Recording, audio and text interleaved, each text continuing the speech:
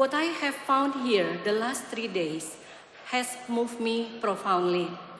Recitation of Al-Quran and spiritual poems, nazms, sung so beautifully, and surely meeting all of you here, kindred spirits of Ahmadis, melt my heart and at times brought me into tears. This is the essence of Islam Rahmatan lil Alamin, to magnify our shared humanity while respecting differences with dignity. I humbly suggest that if more Muslims engage in such intentional encounters as the Prophet Muhammad SAW modeled, we will find that our uhwah is not fractured by differences, but deepened through them.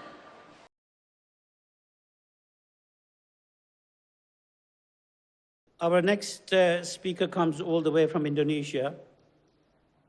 Yahya Hizbiyah, who is the University Associate Professor in Central Java, Indonesia. She has a long-standing commitment to peace building, human rights, and interfaith dialogue.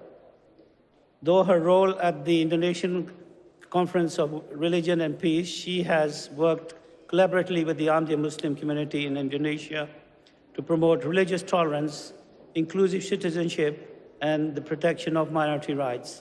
I welcome her to Jalsa Salana and request her to come and say a few words. Assalamualaikum warahmatullahi wabarakatuh. Your Excellencies, brothers and sisters in humanity, beloved boys and girls, peace and blessings be upon you all. Jazakallah, thank you for inviting me here. I feel honored to have this rare opportunity to learn directly from Jalsa Salana, which is actually my first encounter with a gathering held by Ahmadiyya. As someone raised in mainstream Islamic communities where the Ahmadiyya perspective is often regarded with suspicion, attending Jalsa Salana required both intellectual courage and spiritual humility, and also readiness to receive harsh critiques from my fellow Muslims back home. Yet, as a scholar and activist grounded in psychology of peace, I knew that the first rule of dismantling prejudice is to encounter the other directly with an open heart. The Quran comment in Surah Al-Hujurat, verse 13, is not a passive tolerance, but an active call to relationship. And so I came to listen, to witness, and to recognize the divine light that shines in all who says, La ilaha illallah, Muhammadur Rasulullah. What I have found here the last 3 days has moved me profoundly.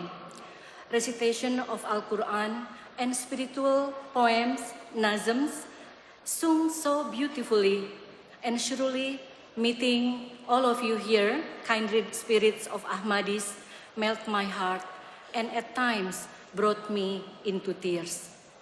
While we may differ in 1 or 2 points of interpretation, I have seen in the Ahmadiyya community the same commitment to service, devotion, and global brotherhood and sisterhood that defines my own organization, Muhammadiyah. Muhammadiyah is a more than century-old movement in Indonesia with 40 million members, running thousands of schools, 170 colleges and universities, hundreds of clinics and hospitals, orphanages, nursing homes, JEDC, gender equality, disability and social inclusion programs, empowerment of the du'afa, the poor, and also the mustad'afin, the marginalized, the disempowered. So with all these programs, like in Ahmadiyya, we executed with heartfelt devotion of voluntarism to do good deeds or amal saleh under the spirit of fastabiqul khairat or compete in goodness as stipulated in Quran Surah Al-Maidah verse 48. Yesterday's keynote addressed by Huzuri Anwar resonated deeply with me. His emphasis on peace building, interfaith harmony, family resilience, gender equality, and moral revival also mirrors Muhammadiyah daily work in Indonesia and in international arena. This is the essence of Islam Rahmatan lil Alamin, to magnify our shared humanity while respecting differences with dignity. I humbly suggest that if more Muslims engage in such intentional encounters as the Prophet Muhammad sallallahu alaihi wasallam modeled, we will find that our ukhuwah is not fractured by differences, but deepened through them. In today's ever-increasing polarization, fear-based narratives and social identity biases too often divide us.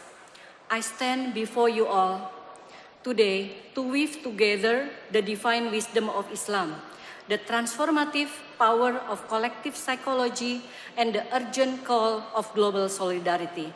Let us embody this peacemaking process. Let us hold fast to this wisdom. Our primary mission is to nurture ukhuwah Islamiyah and also ukhuwah Insaniyah as force for peace, humility, compassion, justice, and collective liberation. Let me close my remarks by quoting Nelson Mandela that echoes in Quranic call. No one is born hating another person. People must learn to hate, and if they can learn to hate, they can be taught to love. Love for all, hatred for none. Nasrum minallah wa fatrun karib wa basyiril mu'minin. Wassalamualaikum warahmatullahi wabarakatuh. Islam Ahmadiyya, Jamaat Ahmadiyya Indonesia.